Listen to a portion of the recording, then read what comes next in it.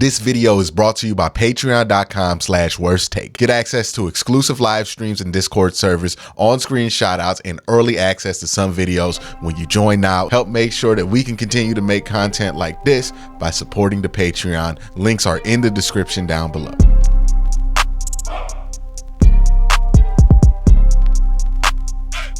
Hey man, we hear this Myles Garrett Defensive Player of the Year campaign a lot. Somebody is on some different energy today.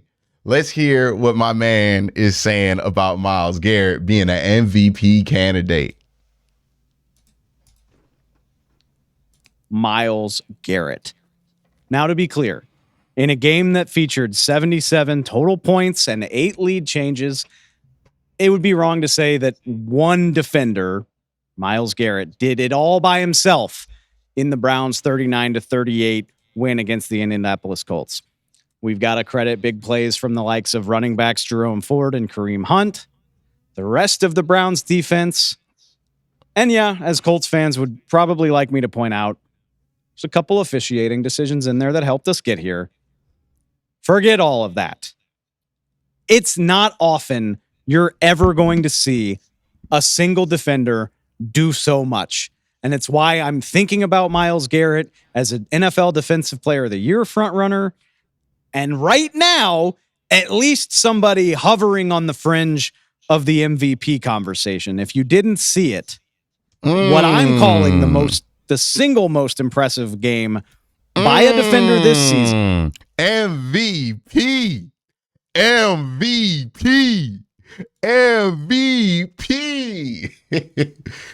Hey, it's valid. It's valid. I mean, like, look, the Browns are 4-2. Their quarterback's not their most valuable player right now. We have had like 3 different quarterbacks in this 4-2 stretch. The best player, the most valuable player has been Myles Garrett. He's been a different level of beast. I think it's valid. Let's continue to hear him out. This man's saying good stuff right now. Myles Garrett gets 9 tackles, 2 sacks, strips Colts quarterback Gardner Minshew twice. One of those is recovered in the end zone for a Cleveland touchdown. He bats a pass. He hits the quarterback a couple more times. And the coup de grace, he leaps over the line and blocks an Indianapolis field goal. Can we talk about that? Can we talk about that? Look, I don't think people understand how batshit insane that play is. Like, that play, and I don't say this lightly, is the greatest play on special teams from a defender I've ever seen in my life. I'm not exaggerating. And here's why I say this. One of the things that changed, right? Because we see like guys like Troy Polamalu and Ed Reed do this all the time, but they changed the rule.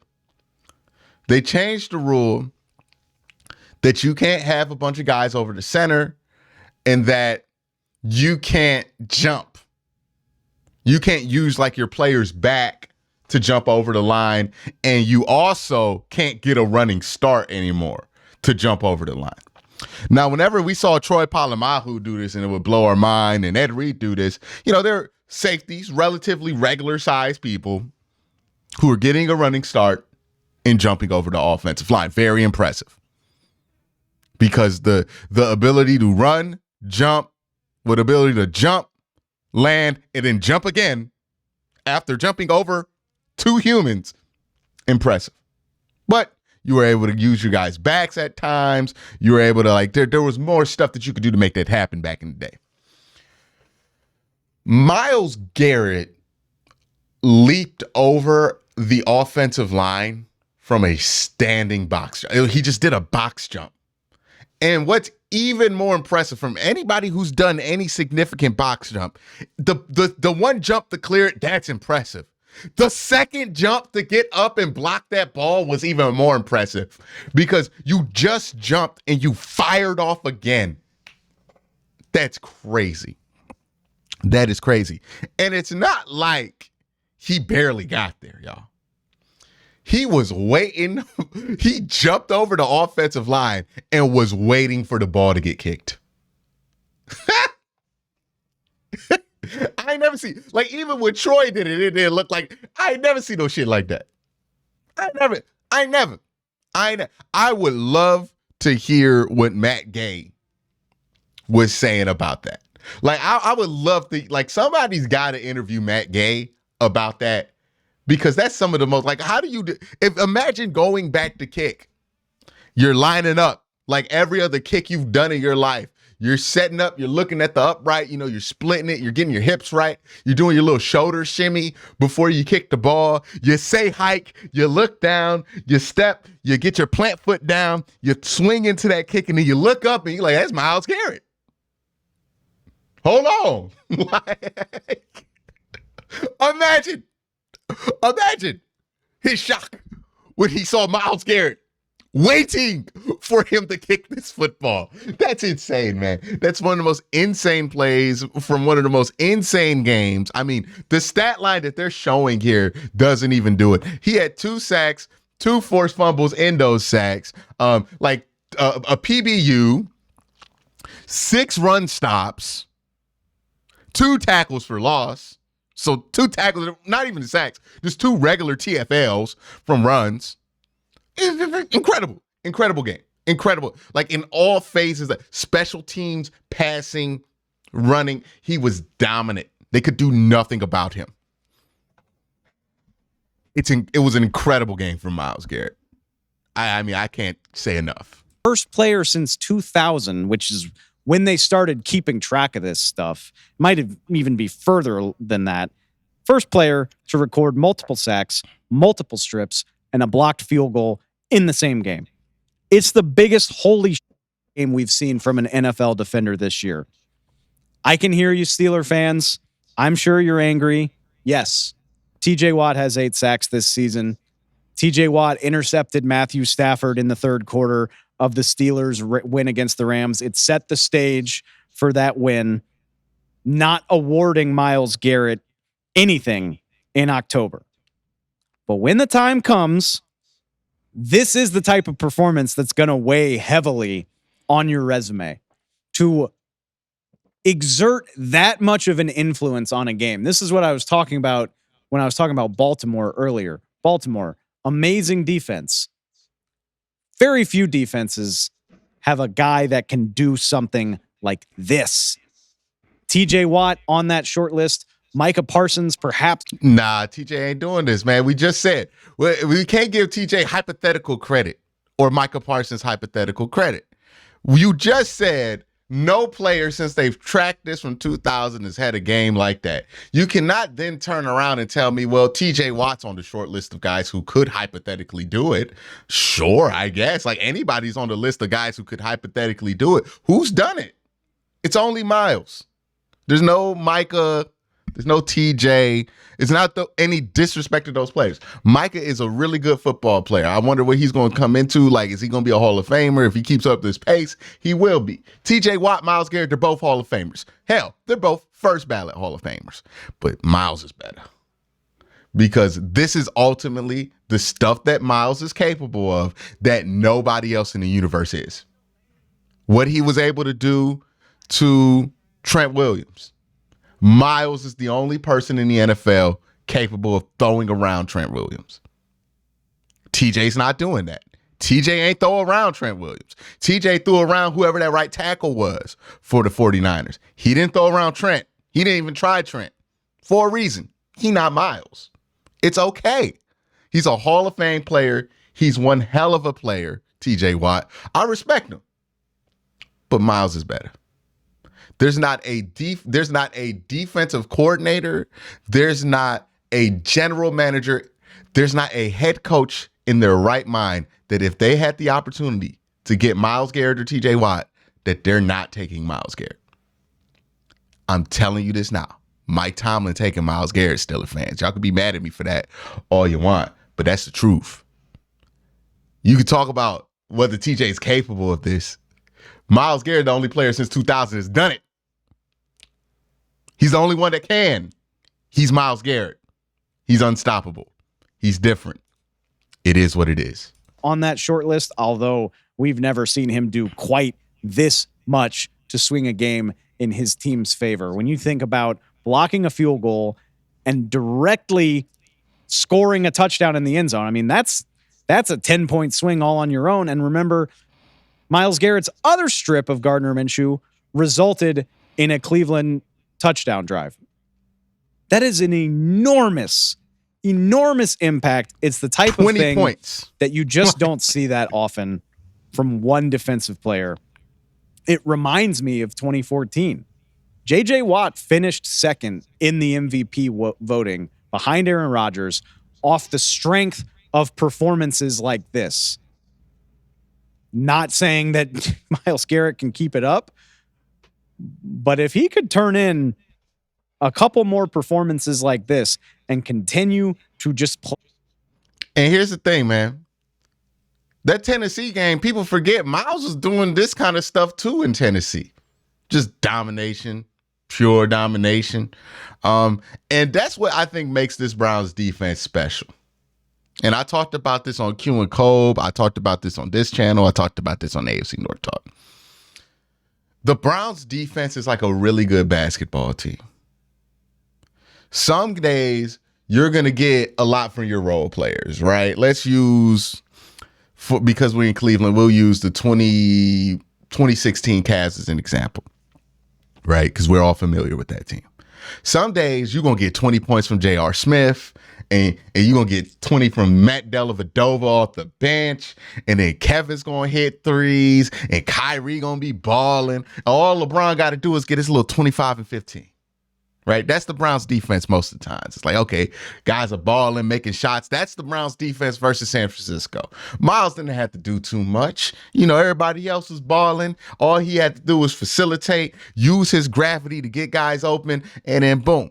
That's all Myles really had to do. JOK was going off. Grant Delpit was going off. Denzel Ward was going off. All of that. But then there's a game like Sunday where J.R. Smith ain't making them shots. You're missing tackles at line. Your linebackers are missing tackles. Sione Takitaki not there. It's a little rough there today. Your corners are selling a little bit. You're not getting a lot of points off the bench. Kyrie not shooting his best. So everybody looking at you, and it's time for LeBron to get 50. And what Myles Garrett did there in this game was get 60. He got 67. Like this is the equivalent of like scoring 70 points in a basketball game. What Myles Garrett just did there. Like the point differential, how important it was he was playing. Like you only see this level of impact from quarterbacks or basketball players. Like you don't usually see this from an edge rusher. A 20-point difference being made of whether if this guy played or this guy did it. 20 points. He is incredible. And what he decided to do there was the football equivalent of scoring 70 points. Like, that's what it was. Okay, that's what it was. You didn't get great shooting, whatever. Okay, I'm going to put my head down and get buckets. And he got buckets. Myles Garrett, I said this in the offseason when people were, using his dominance not as a credit to Myles, but as a discredit to other people. I was like, man, I ain't never seen Myles this dominant in training camp. He looked like he on a different energy. And we're talking about a dude who's been a 16 sack a year guy. A dominant player already, an all-pro player already. Best of his caliber. And he looked even better. He looked like he was taking a leap. And we're seeing that leap. Look, Myles Garrett has been good in years past, but Myles Garrett is so good right now, it makes them other Myles Garretts that we've seen look bad. Okay? Like, that's how good Myles has been this year. He has been the LeBron of this defense. That's who Myles is right now. And LeBron's an MVP candidate in basketball. I see no reason why Myles can't be an MVP candidate in football. The good football that he's been playing all season long. I'm not counting him out of any conversation. 7.5 sacks on the season. One of the most impressive games I've ever seen from a defender. I just wanted to make sure we mentioned that. The Cleveland Browns beat the Indianapolis Colts 39-38. And on a day when the Browns' dominant defense actually surrendered quite a few yards and points, Indy put up almost 500 yards of offense, but Myles Garrett said, absolutely not. Like I said, Colts fans, I hear you. Maybe some flat. Yep. So again, we're talking about a 20-point difference from Myles Garrett being on the field and Myles Garrett not.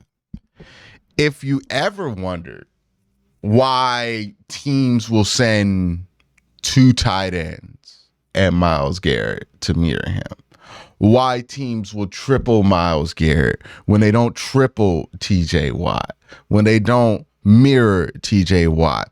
Look at how differently the Ravens protect themselves against TJ Watt versus Myles Garrett. When the Ravens play Myles Garrett, to a guard, tackle, tight end every play. When it's TJ Watt, we'll leave our right tackle on him. And look, that's no disrespect to TJ Watt, but TJ Watt is a regular elite player. Myles Garrett is something different. Like if TJ Watt goes off, he's going to be responsible for like maybe 10 points. And that's dope. Like it's really, really hard to do. If Myles Garrett goes off, he could turn a 20-point blowout into a victory. You can't let that dude go off. Like that is the difference between Myles Garrett and everybody else. That is why offensive coordinators and offensive line coaches do stuff to stop Myles Garrett that they will never install for anybody else in the NFL. Again, they don't use the same protection schemes to protect against Myles Garrett that they use for TJ Watt because Myles Garrett's a different beast. They build a stronger wall for Myles Garrett than they do for TJ Watt. Because ultimately, at the end of the day, no matter how much people like TJ, and I get people like TJ, everybody who does this for a living understands you got to build a stronger wall for Myles Garrett than you do for anybody else in the NFL. And you look at how these offensive coordinators, offensive line coaches built these walls for Myles Garrett, you could tell that there is nothing but truth in that statement. Ain't no disrespect to TJ. He goes off, he does his thing. The brother's been productive, dope player. Hall of Famer, first ballot, no doubt. Got nothing but respect for him. But them walls ain't the same that they build for Myles that they build for TJ. It ain't the same battle. It ain't the same battle. That's all I'm saying. You don't see the clips of TJ Watt throwing around Trent Williams. You don't see TJ Watt accounting for 20 points. Okay? You don't see that. And that's no disrespect to TJ. It really isn't. He's one of the greats of all time. But Myles is a great of all time. It's just a little different, man. Especially like we're going peak for peak because like maybe TJ has more staying power because Myles is so athletic that it's hard to see that being super sustainable. But man, Myles' peak, it's crazy. Like if you let Myles go off, the damage he can do is just so unlimited and unusual for an edge rusher. But that's it, y'all. Let me know what you think in the comment section below. Y'all have a great day.